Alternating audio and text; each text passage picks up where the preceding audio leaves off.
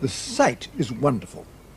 Perched upon a splendid motte or mound, it's dominated by a circular lookout turret. Surrounded by the driest of dry moats, a portion now is given up to goats.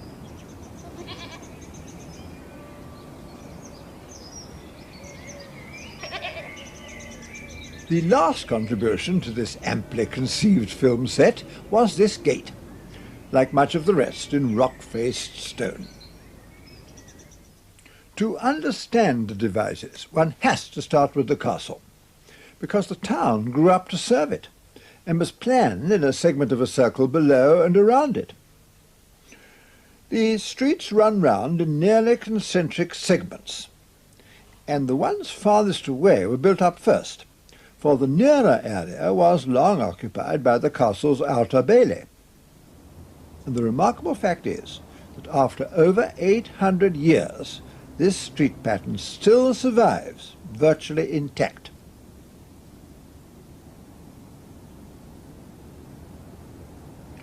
From the Middle Ages, apart from the plan, not much remains except the churches.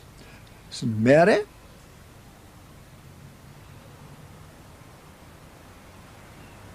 St. James, and St. John. All three have beautiful towers.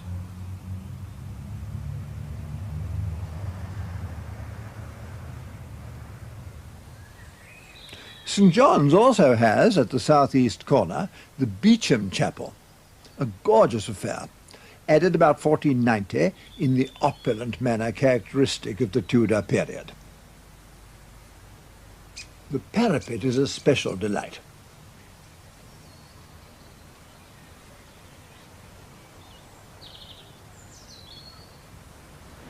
Great Porch House probably dates from about 1480.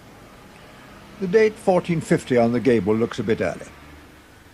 It has a well-carved barge board. Barge boards were both functional and ornamental, for they served to mask and protect from the weather the ends of the roof purlins, as well as providing the gable itself with a pleasing finish. This must have once been a house of some importance, sited in the evocatively named Monday Market Street.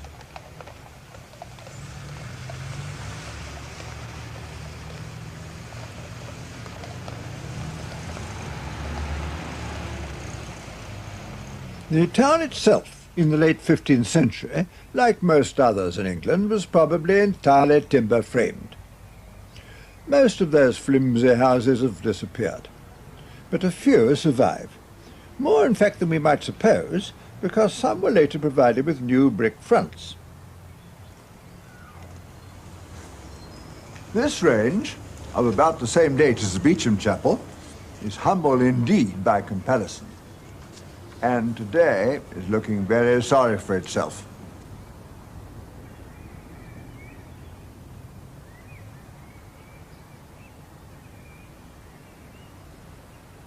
The most enjoyable range of timber-framed houses in Devizes is this one, built in the 16th century and given new windows in the 18th century.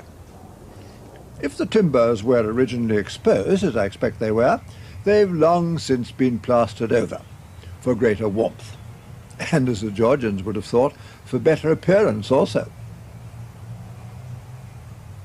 At number 1, after the laths had decayed and the oak framework had been found to be riddled with death-watch beetle, one section was uncovered. This revealed that the infill downstairs was brick, some of it laid in herringbone fashion. This has been left exposed.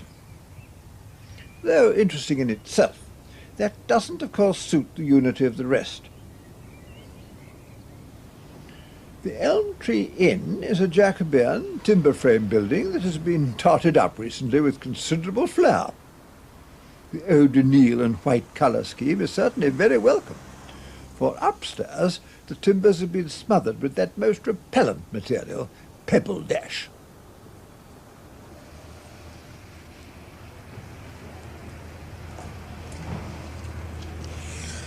Here, alas, the pebble dash shows much more obviously. I'm reminded of that story of a Frenchman who was presented with a plate of porridge. Very interesting, he said, but what does one do with it? Does one eat it, or has one already eaten it?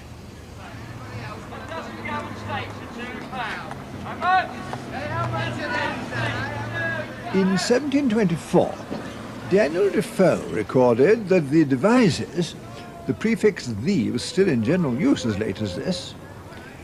The Devizes is full of wealthy clothiers engaged in the manufacture of mixed cloths, such as are usually worn in England by the better sort of people. The flourishing of the English wool trade in the 18th century brought new prosperity to the town.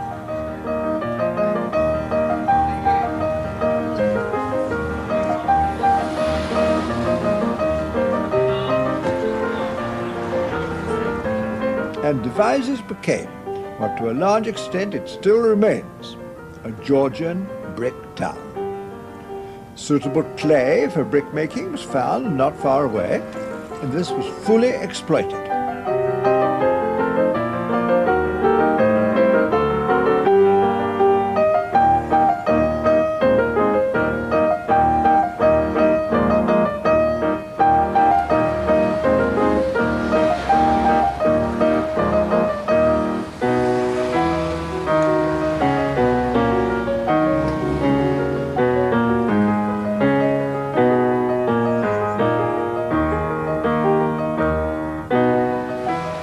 Nor was the high quality of brickwork confined to the big houses. Look at this one, with gauged brickwork in all the window heads. This building has been recently cleaned, so we can appreciate to the full the excellence of the brick craftsmanship.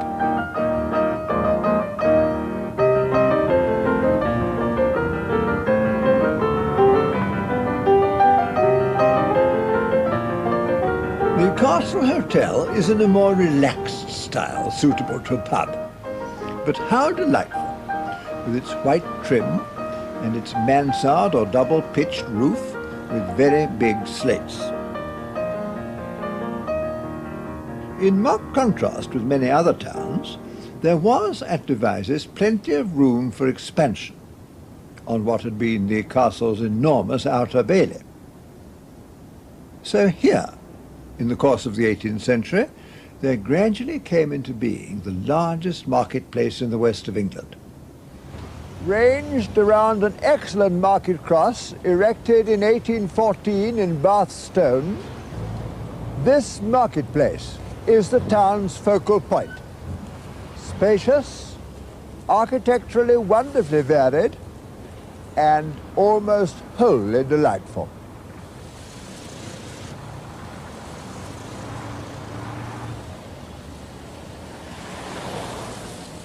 The story really starts in the reign of Queen Anne. This house, set back from the marketplace, has been much altered, but still preserves its shell canopy over the doorway, supported on double scroll brackets carved with a canthus ornament. From this time also date the very handsome gate piers, topped by stone urns.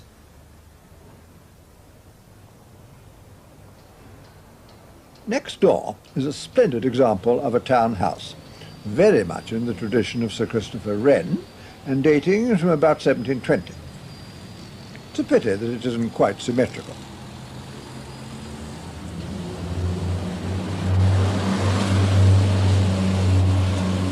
The brickwork looks more precise even than it is, because it is tuck-pointed.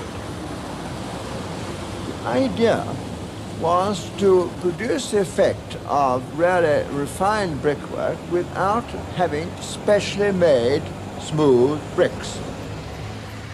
And so they pointed with a mortar of the same colour as the bricks themselves. And then, while it was still damp, the mortar courses were scored with narrow grooves, into which were pressed thin ribbons no more than 1/8 of an inch wide of a contrasting colour, generally as here chalk lime putty.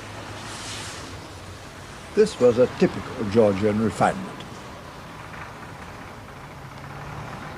Undoubtedly by the same builder, but still finer, is Brownstone House. Here, special bricks were used, so there was no call for tuck pointing. The deep red rubbed brickwork is extremely good. Notice the very close mortar joints. With their thin glazing bars, the windows were clearly renewed about the end of the 18th century. All the dressings here are of limestone. The central door is approached by 5 semicircular steps of diminishing radius, and surmounted by a jolly little Cupid's head set against a pair of folded wings.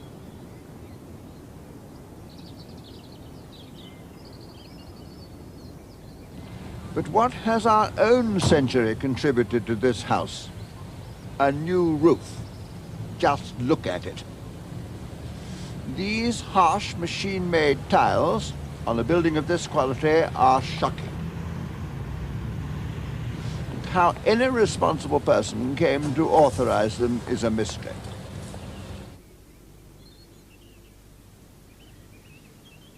Devizes has no stone suitable for building in the immediate vicinity. Bath stone could be brought up the Avon to Milksham without difficulty. But though only 7 miles away, Milksham is 300 feet lower. Thus, before the opening of the Kennet and Avon Canal, there would have been a long uphill haul at the end of the journey. Nevertheless, in addition to the medieval churches, there are in the town a number of stone, or at least stone-faced, buildings which antedate the construction of the canal. This is one, Parnella House, built about 1740. It's nothing if not provincial, ham-fisted in fact. The Venetian windows on the first floor really make no sense at all. The raised centre of each has to be blocked to accommodate the floor of the upper story. How inept, too, is the statue of Aesculapius, the god of medicine, in the niche. But the man who built this house, presumably a doctor, had classical pretensions, and he wanted a screen of columns. So stone was very desirable here. The builders used it, and they got it from the direction of Bath, as they did also for the facing of the clock house. The clock house isn't a very skillful building either. An architect who knew his classical onions would have had 3 windows on the front, or 5, not 4. With the use of engaged columns, 4 windows means that one column has to be exactly under the apex of the pediment, which is wrong. It turns the elevation into a duality. Still, the building is not without its attractions, and would have been better if the rusticated ground floor had remained completely open, as it was when the undercroft was used as a cheese market. 100 yards or so away is something far more accomplished, the Town Hall of 1806-8. It's pleasingly symmetrical, but notice the arrangement of the columns. Here, the building has not been split down the middle. No wonder this is so elegant, for not only was the stone brought from near Bath, but the architect too, Thomas Baldwin, who was responsible as city surveyor for some of that city's most important works. Baldwin's Town Hall is surely the gem among the buildings of Devizes, a work of exquisite grace and refinement, and with first-class masoncraft too. This is one of the few buildings refronted with Bath stone before 1810, the date when the Kennet and Avon Canal was at last opened.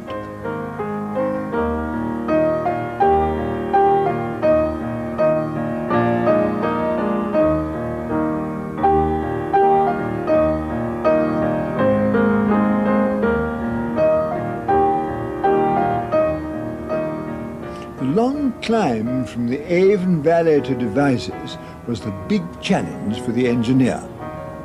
And he was none other than John Rennie, famous for his Waterloo Bridge. Within 2¼ miles, there are 29 locks, the second longest flight in England.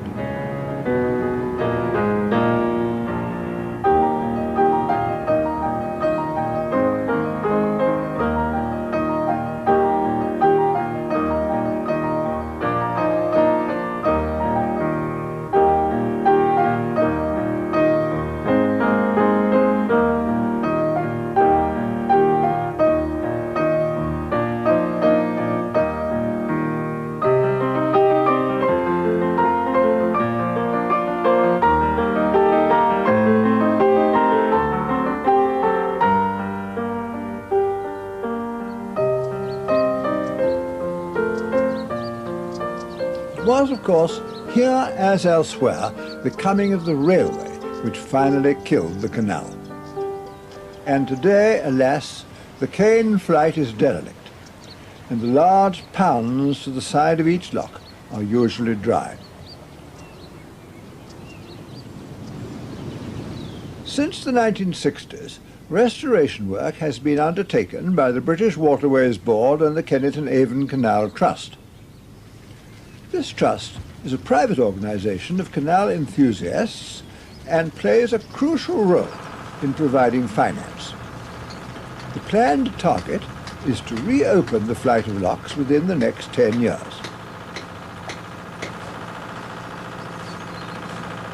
But in its heyday, the Kennet and Avon Canal changed the face of Devizes.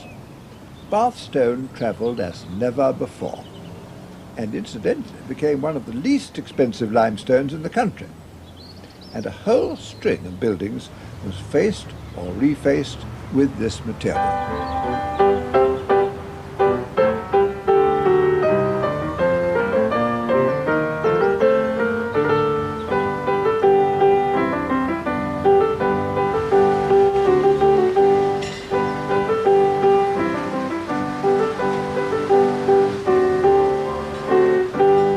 For public buildings, needless to say, stone was now employed as a matter of course. This is the Assize Court, with a very imposing Grecian-style front by T.H. Watt, designed in 1835. Here, in Bath stone, is expressed the full majesty of the law, and no mistake. Of exactly the same date, but much more relaxed, is the Market Hall. The front is plain, but dignified, with a well-designed clock tower. By contrast, here is a robust, if somewhat florid design, the Corn Exchange, built in 1857. Aloft is an outsized statue of Ceres, but the stonework isn't so good here. It must have come from a different quarry. Poor Ceres. Some people, reluctant to go to the expense of bringing in stone, but feeling that brick didn't look quite classy enough, resorted to stucco. Here's one example, dated 1740 on a rainwater head, and with those thick glazing bars obviously no later than that. The stucco, of course, was a much more recent addition. In the first part of the 19th century, there was such a vogue for stucco that some people still preferred it to stone. This one, Hilworth House, is a characteristic case. A Regency villa with wings added about 1840. A house of real character.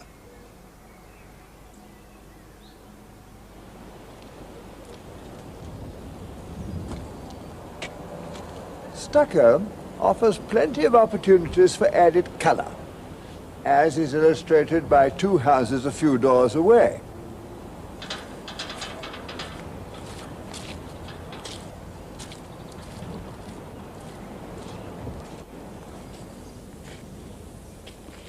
These two houses are a pair, semi-detached that is, yet having nothing whatever to do with one another. One has painted its stucco like this, the other like this. I leave you to decide which you prefer. Victorians went back to brick, and very good brick too in the best examples. Look at this. Portland and Bath stone dressing is applied to brickwork of magnificent quality. Some of it rubbed and some carved, as it occasionally was in the time of Charles II and Queen Anne. And the date? 1892. Well, we're back in the marketplace, the largest, remember, in the southwest. And that's where I want to leave you, because the architecture of the marketplace constitutes a kind of synthesis of much of what Devizes has to offer, good and bad. There's very little, let me add, that's bad. Let's look first at the Bear, which has been the leading hotel here for over 200 years. What would Devizes be without the Bear, they ask? And the answer is, wait for it, unbearable. The Bear comprises two buildings which couldn't appear more different. The right-hand part is in fact the earlier, originally timber-framed with comparatively low rooms. It was refronted in brick in the time of Queen Anne and faced with stucco during the Regency period, when it got the grandly self-confident gilt lettering. It's the left-hand part which is much more distinguished architecturally. This dates from the time of George III, and the front is entirely faced with Bath stone. Look especially at the central window on the first floor. The architrave is enriched as it could never have been in brick, and to either side are medallions with flowers and hanging garlands.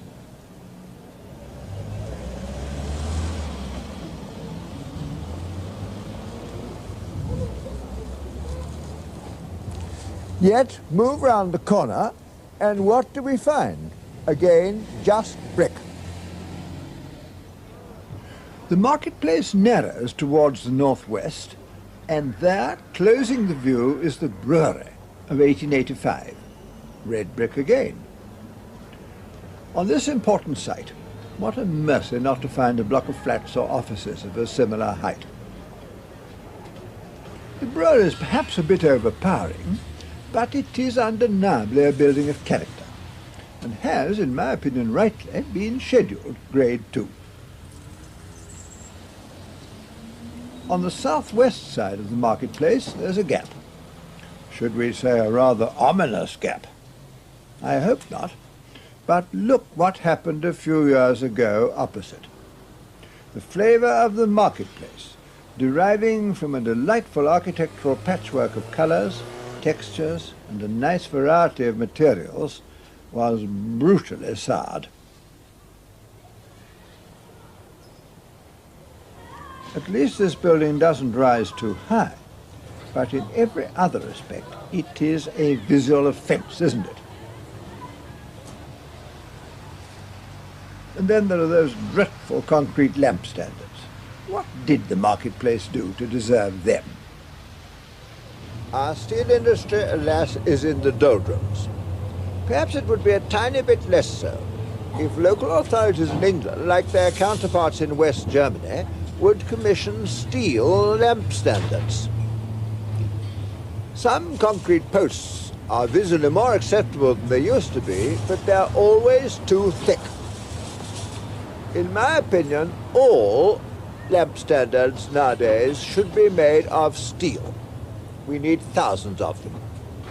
Concrete may be cheaper, but visually the cost of eyesores such as these is enormous. They're especially offensive in Devizes. So much here is so good. The town is fortunate in having a large concentration of historic buildings of individual character within a very small area. Within a quarter of a square mile, there are nearly 500 structures considered by the Department of the Environment to be worthy of listing for some protection. The town has a population of 10,500, but it is a flourishing local centre for as many as 25,000 because its catchment area is wide.